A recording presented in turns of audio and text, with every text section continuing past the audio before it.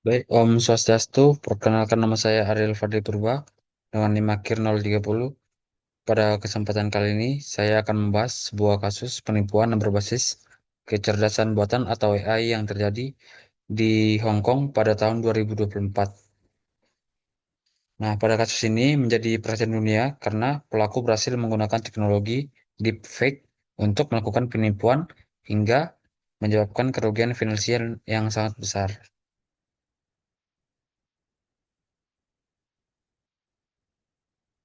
Nah, di sini ada latar belakang kasusnya.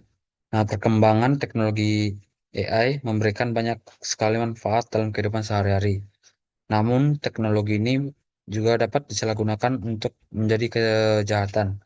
Nah, salah satu contohnya ada kasus penipuan yang menimpa perusahaan Arup di Hong Kong pada tahun 2024. Nah, pada saat ini ada kronologi kejadiannya. Nah, kasus ini bermula ketika seorang staf keuangan menerima pesan yang mengatasnamakan Chief Financial Officer atau CFO perusahaan. Nah, setelah itu korban diminta mengikuti sebuah video conference. Dalam rapat tersebut terlihat CFO dan beberapa rekan kerja yang dikenalkannya. Nah, karena rapat terlihat normal dan meyakinkan, korban mengikuti instruksi yang diberikan dan melakukan beberapa kali transfer ke rekening yang telah ditentukan. Belakangan diketahui bahwa seluruh peserta rapat tersebut merupakan hasil rekayasa deepfake. Lanjut. Nah, teknik social engineering yang digunakan. Dalam kasus ini, pelaku tidak hanya mengandalkan teknologi deepfake, tetapi menggunakan teknik social engineering. Nah, deepfake digunakan untuk meniru wajah dan suara CVO serta rekan kerja korban. Nah, sementara itu, social engineering digunakan untuk memanfaatkan kepercayaan korban terhadap atasannya. Lanjut. Nah, mengapa korban bisa tertipu? Ada beberapa alasan mengapa korban dapat tertipu. Yang pertama, wajah dan suara yang muncul dalam video konferensi terlihat sangat mirip dengan orang aslinya.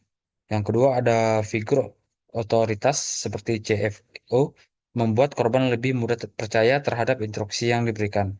Nah, yang ketiga, korban tidak melakukan verifikasi tambahan melalui saluran komunikasi lain.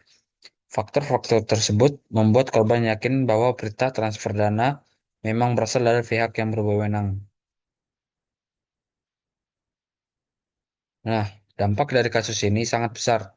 Perusahaan mengalami kerugian sekitar 200 juta dolar Hong Kong atau setara dengan lebih dari 20 juta dolar Amerika Serikat. Selain kerugian finansial, kasus ini juga menunjukkan bahwa teknologi deepfake dapat menjadi acuan serius bagi keamanan perusahaan. Nah, pelajaran yang dapat diambil dari kasus ini, kita dapat mengambil beberapa pelajaran yang penting. Kita tidak boleh langsung mempercayai identitas seseorang hanya berdasarkan video call atau rekaman suara. Selain itu, kita perlu memahami bahwa teknologi AI dapat digunakan untuk tujuan positif maupun negatif. Nah, adapun langkah pencegahannya untuk mencegah kejadian yang serupa, perusahaan perlu menerapkan prosedur verifikasi yang lebih ketat, misalnya dengan melakukan konfigurasi melalui telepon, tatap muka, ataupun media komunikasi lain sebelum melakukan transfer dana dalam jumlah yang besar. Selain itu, perusahaan juga perlu menerapkan persetujuan berlapis serta memberikan perhatian keamanan cyber kepada seluruh karyawan agar tetap waspada terhadap ancaman deepfake. Nah, kesimpulannya yang bisa kita dapat, kasus penipuan deepfake di Hong Kong tahun 2004 menunjukkan bahwa teknologi kecerdasan buatan dapat dimanfaatkan untuk melakukan penipuan yang sangat meyakinkan.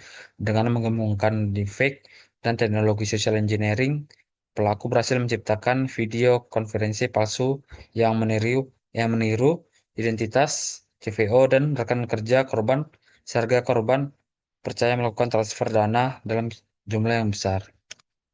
Nah, sekian presentasi dari saya. Jika ada salah kata mohon dimaafkan. Terima kasih.